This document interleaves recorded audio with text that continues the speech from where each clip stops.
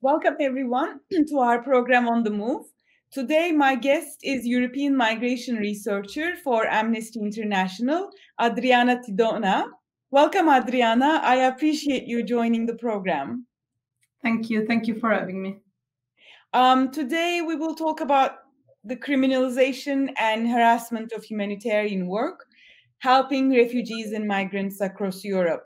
I first want to start with the trial that Amnesty observed on the Lesbos Island in Greece this week. This is the court case against 24 humanitarian workers, including search and rescue volunteers Sarah Mardini and Sean Binder, who risked 25 years in prison for helping and defending the rights of refugees.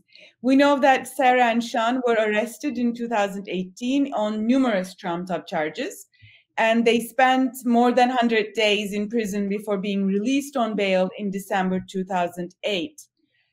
Thursday was the first day of their trial, and you are in Greece on Lesbos Island to observe the trial. Could you please tell us who Sarah and Sean and the 22 people are? But I know that Amnesty is working with Sarah and Sean more closely, so it would be really nice to have a sense of their stories as well. Yes, sure. So Sarah and Sean are many things. They are friends, they are humanitarian rescuers, and they are, in our opinion, human rights defenders, people who defend the rights of migrants and refugees. Sarah herself is a refugee. She is from Syria. She was born in Damascus. And Sean is a double Irish and German national. Both of them are very passionate human rights activists. They have been working for a long time before enduring the actions now at the core of the trial to help refugees and migrants, and they've also taken part in Amnesty on Right for Rights campaign in 2019. They are now on trial for actions that have to do with their activities, volunteering for an NGO in Lesbos since 2016. I'll come to that as well, but in general, this is a court case for 24 people, and the rest are also humanitarian aid workers, I understand. Yes, the rest of the people are all affiliated members, workers of the organization RC, which was an organization operating in Lesbos to provide assistance on the shore and search and rescue services. It regularly worked with the Coast Guard, and it provided even other sorts of assistance to migrants and refugees on the island. On their arrival to the island, right? Once they are landed, they were supporting humanitarian aid. Yes. Okay. First response on the shore, let's say, yeah. Okay. Which is, and we'll talk about this more in a bit, but which doesn't exist on the island anymore, unfortunately, at all at the moment. No, at the moment, the island of Lesbos is very different from what we observed in the past years. And sadly, yes, the Aegean is largely devoid of independent monitors and independent actors that can provide assistance on the shore. And at the same time, as we know, pushbacks and human rights violations are on the rise. So the situation for people on the move and people seeking safety is looking quite bad. Yeah, I want to talk about that more. But then just to go back, what are the specific charges against Sean and Sarah at the moment? Yes, so the Sean and Sarah and the others in this trial are facing very serious charges and several charges. For the 18th of November trial, they are facing misdemeanor charges that include espionage, disclosure of state secrets, and unlawful use of radio frequencies, and as well as forgery. These charges are classified by Greece as misdemeanors, and that's why they were brought to be tried before a misdemeanor court. On their own, though, these charges bear a very serious, a very heavy sentence. They can face up to 8 years in prison just on these charges. In addition to these charges, there are also felony charges that include facilitation of irregular entry of third country nationals, in other words, smuggling, that is aggravated as being committed as a part of a criminal organization, and also money laundering and fraud. So these are also incredibly serious felony charges. An indictment in these charges has not yet been brought, which is very problematic, because it means that Sarah and Sean and the others are being tried on the misdemeanor charges, while formally the investigation into the felony charges has not been concluded. So this is also a problematic aspect. And in total, they can face up to 25 years in prison for all charges. Oh, that's interesting. I didn't know that actually the felony charges were not, given in. So all of these is going on without actually them giving the indictments. Yes, into the felony charges, the investigation is not formally completed. And from what I understand, I did one of program with Lorraine from Legal Center a few months ago. She was also highlighting these new charges, particularly mainly in terms of addressing, and criminalizing refugees and migrants. We'll come to that. But I think these smuggling charges have been going on in Lesbos or in the Aegean Islands for a while, from what I understand. But I think now it is targeting human rights workers. Yes, I would say that smuggling charges have been used in the past as well, including in Lesbos, but now certainly they are intensifying. In the past, in 2016, the two organizations, including Pro-Aid, were facing smuggling charges and they were acquitted. But the charge of smuggling, together with these other new charges, which belong to the broader sphere of criminal law, are being brought against Sarah and Sean and the others. But very concerningly, in 2020, new charges have emerged. They have been communicated against 35 people, including a large number of NGO workers. So clearly, these same charges and other charges that have been brought against Sarah and Sean continue to be used against NGO members and human rights defenders, which is incredibly problematic for us. Yeah. How was the trial on Thursday? What happened? How was the atmosphere? What happened? Were you able to enter the court to observe? So the trial on the 18th, I personally got mixed reactions. It was very good to see a lot of support and a lot of interest for the case and for Sarah and Sean. There was a large solidarity presence, a great spirit of solidarity, and a lot of media interest, which was positive because the case has been picked up and talked about all across Europe, certainly. So this was very positive. But at the same time, yes, Amnesty requested to formally observe the trial. Only one of our delegation was able to physically enter the building. And I've seen a lot of restrictions in entering the court, which also have to do, as I understand, with COVID regulations. But obviously, we would have liked to have more presence in the court. As to the hearing itself, I believe it was quite an underwhelming result, at least for us, because the hearing was decided to adjourn the trial. The court referred the case to a higher jurisdiction. So the case will now have to be tried by the Court of Appeal. And as we understand, this has to do with the fact that one of the defendants is a lawyer, and the lawyer should be tried at a higher level, not at the misdemeanors court. So the case will, in its entirety, be tried at this other court. This obviously means that there will be possibly months before the case is heard.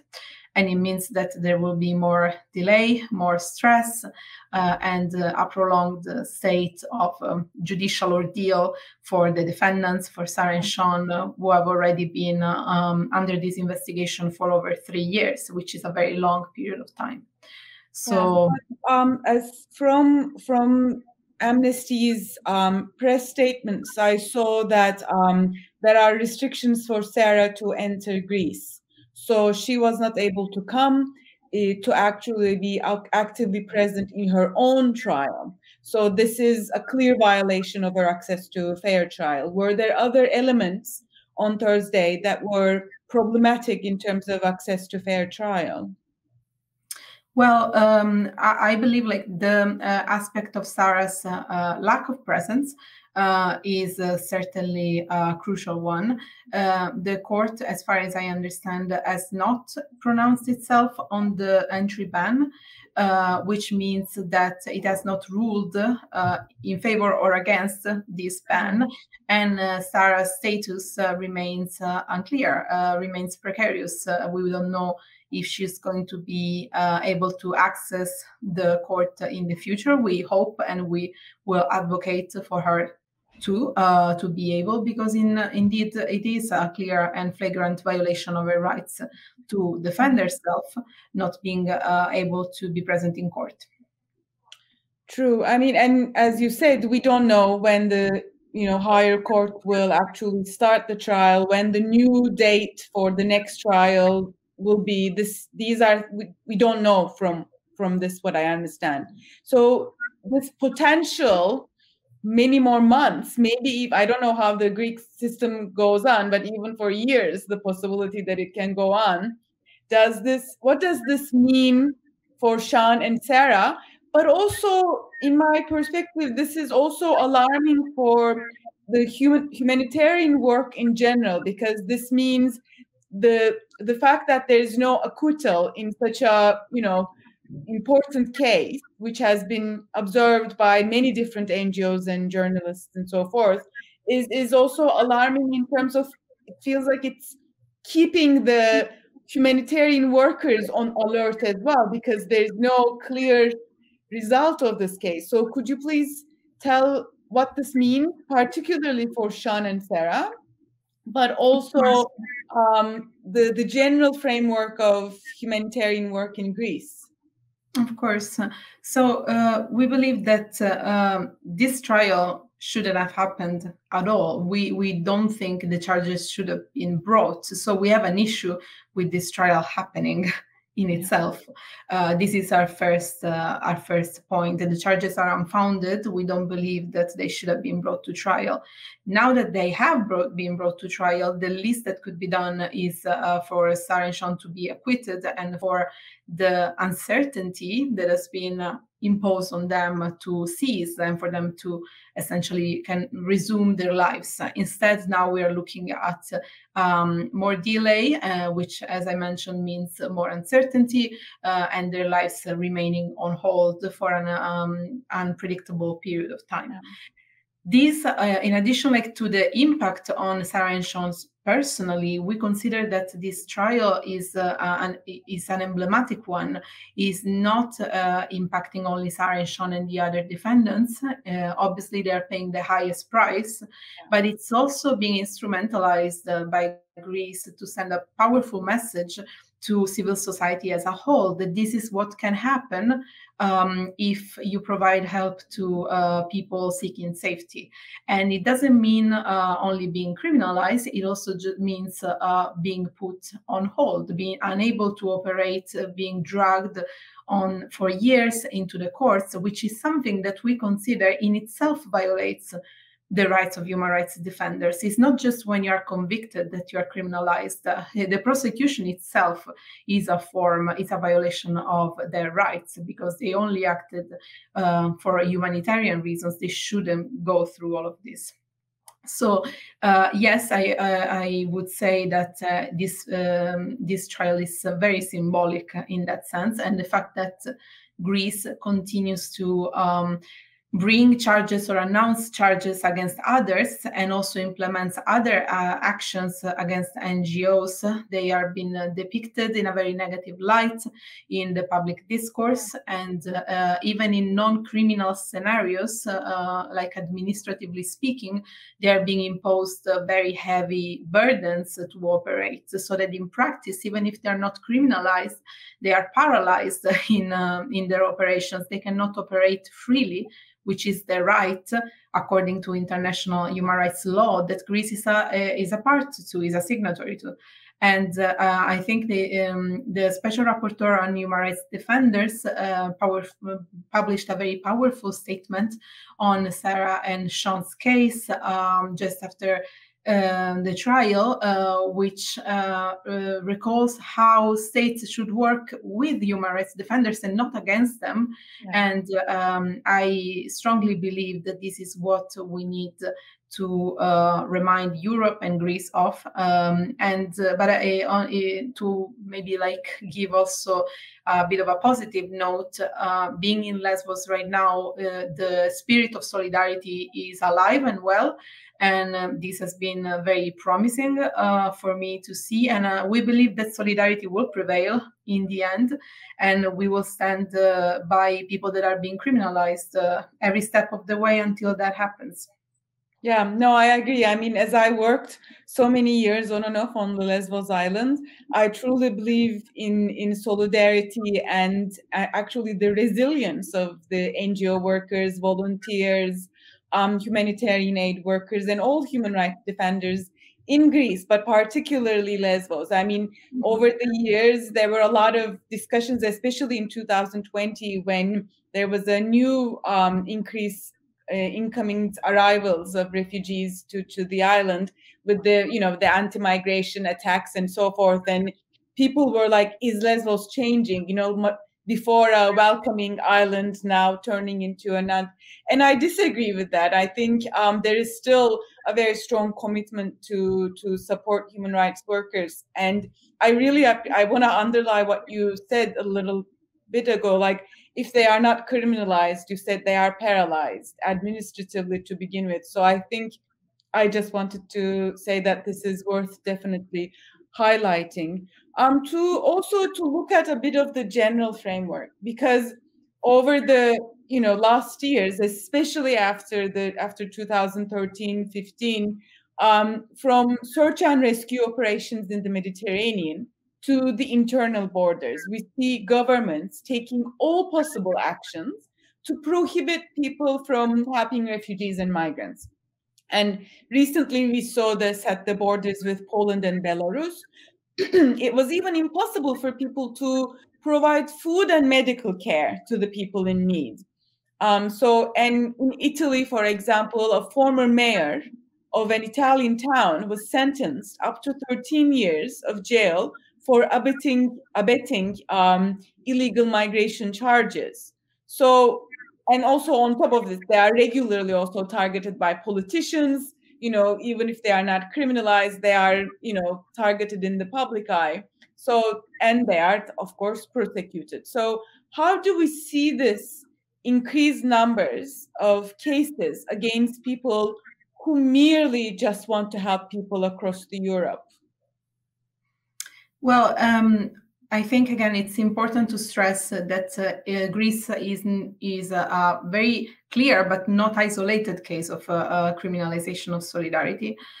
In 2020, Amnesty published a report that targets multiple European states where different types of criminalization are taking place, and this includes France, where people helping people on the move on the mountains are being criminalized. It includes Spain, Italy, where NGOs are again on trial, both are impounded, and NGOs are being required to abide by codes of conduct. It also concerns Malta, where 3 refugees and migrants are being criminalized and prosecuted for trying to resist being pushed back essentially to Libya. And more recently, we're also looking at cases like Cyprus, where a leading anti-racism NGO is even facing dissolution.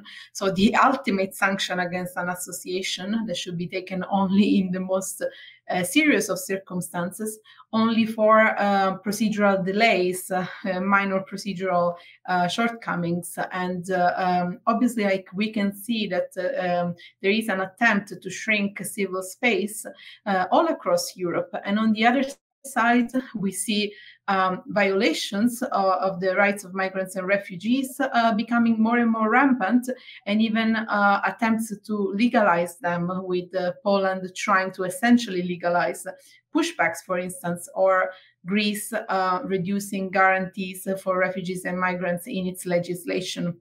So I think there is a two-pronged attempt to, on the one side, reduce the space for independent monitors, and on the other, perpetuate human rights violations.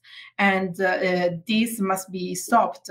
Obviously, we really must speak out and call on these countries and on Europe to abide and uphold the fundamental principles that it claims to hold at the core of its very essence, which are the protection of human rights defenders, the protection of freedom of association, and the right to asylum. So this is all very concerning, but I think there is more and more awareness that it is a trend that's affecting us all. Yeah, it's true. I mean, especially, we were discussing this week thoroughly, obviously, the conflict between Poland and Belarus. I mean, from discussions through different colleagues in Germany, even like scholarly work and journalism sees this as a political, problem, whereas there are people on the ground who are actively being criminalized, who are actively being not able to, reach their right to seek asylum, pushed back brutally across the Balkan route. And, we keep repeating the rule of law, international standards, international and European law. And of course, as Amnesty and as other human rights organizations are very, strong in terms of demanding these claims. But on the other hand, I also worry that, even to general public or scholars, we need to say, this is about international law. This is the rule of law that European Union these are the European Union self-proclaimed values. And they need to defend the international law and abide by the European law. But of course, we will keep the struggle. And on that term, actually, I want to go on in terms of a little bit of more note in terms of this criminalization of solidarity extends to writing and reporting about refugees as well, not just humanitarian and human rights work, but also, journalists. Greece limits the entry of journalists to camps. Poland created this 3-kilometer zone of state of emergency where non-locals, including journalists, are not allowed to enter to monitor the situation. In Greece, a journalist was recently targeted from Solomon merely for doing his work and reporting about refugees in the past week. Another Dutch journalist was targeted for merely asking a very straightforward question to the prime minister. So anti-migration policies, in my opinion, are also used to restrict freedom of expression and organization, assembly, as well as media freedom in many countries. So I find that extremely worrisome in Europe in general for the protection of rights of not only refugees and asylum seekers, migrants, but as well as the citizens of Europe as well. So in that trend, I think maybe we can connect a little bit more before we finish of how such criminalization of human rights work in general affects rights of people. Yes, I mean, all of these examples that you mentioned are clearly indicating what is the issue at stake. We have one clear outcome, one clear intent, which is the one to reduce the civic space and, in a way, silence and limit the actions of independent monitors and independent workers that assist refugees and migrants. If we consider that this is the end goal, then all means that seem to pursue that can be considered to be criminalization, in my opinion. Our initial report in 2020 has looked more closely at judicial case because that seemed to be the trend that was being pursued at the time.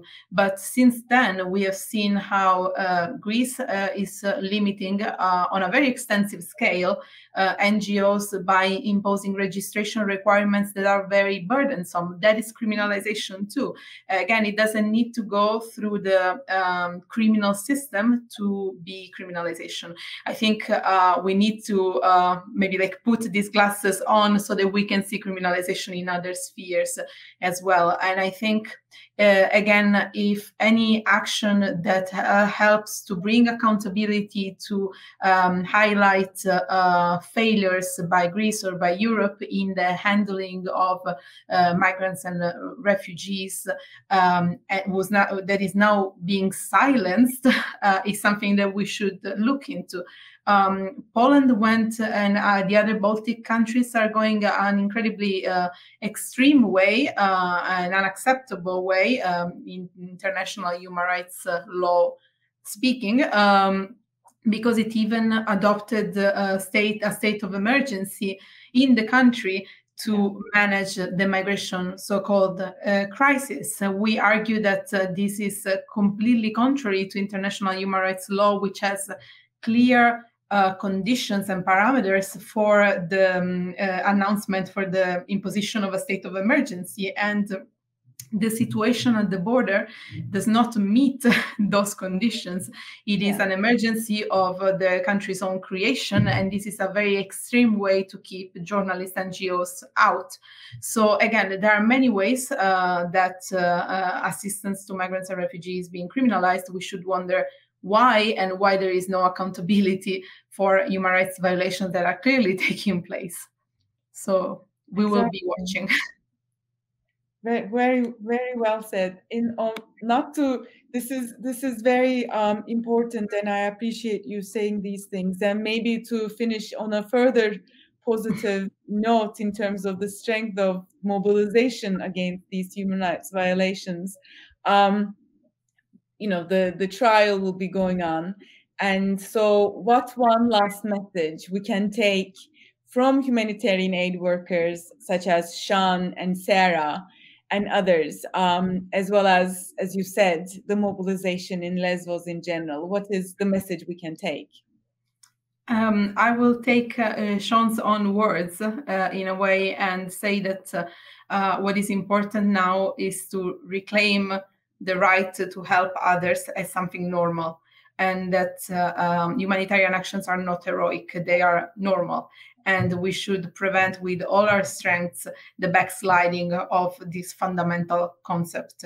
And also, I think we should remember that while human rights defenders are paying a huge price, the people that are paying an even bigger price are refugees and migrants that do not benefit from the help and the services that NGOs have been providing so far and are no longer able to provide in the same amount. So I think these two concepts are fundamental, and we really call on Greece and on Europe to reverse this. There is time to reverse this. A lot of damage has been done already, but this should stop now, and we should start to celebrate and value and enable the work of human rights defenders that have done so much for Greece and continue to do so much, and now are facing all of these hurdles. Thank you very much, Adriana. And I would like to also say that, solidarity is not a crime. People before borders will continue to say these, sentences and, claims. So Thank you very much for your work and Amnesty's work in solidarity with human rights defenders as well as humanitarian aid workers on the ground to keep the good work, to keep the good fight going on. Likewise, you too. Thank you very much, and hopefully we'll talk soon. Thank you very much. Thank you for having me. Say hi to Lesbos. I will. Türkiye'nin sivil, bağımsız, özgür ve çoğulcu bir medya ortamına ihtiyacı var. Medyascope 20 Ağustos 2015'te bu ihtiyacı karşılamak üzere yola çıktı. Ama yolumuz uzun. Bu yolculukta bize Patreon veya YouTube'un katıl butonu üzerinden katkıda bulunabilirsiniz. Destek verin, sizinle güçlenelim.